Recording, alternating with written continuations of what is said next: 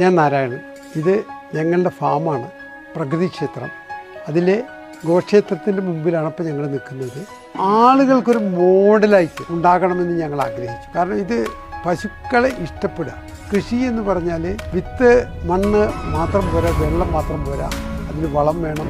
അതിൽ എല്ലാ ജീവജാലങ്ങളുടെയും പങ്കുണ്ടെങ്കിൽ മാത്രമേ കൃഷി നന്നാവൂ.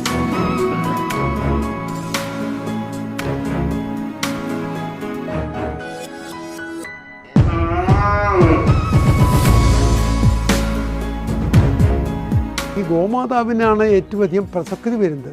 ആ ഇതെന്ന് പറഞ്ഞാൽ ഇന്ന് കാണുന്ന പുല്ല് നാളെ വളമാക്കി തരണമെങ്കിൽ ഗോമാതാവിനെ കഴിയും.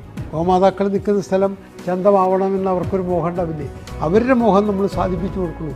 പശുക്കളെ സംരക്ഷിക്കാനാണ് നമ്മൾ കൊടുക്കേണ്ടത്. സ്വന്തം അച്ഛനമ്മമാരും കൂടി നോക്കാത്ത ആളുകൾക്ക് പശുവിനെ കൊടുക്കുന്ന പ്രശ്നം നമുക്ക് ഇവിടെയില്ല.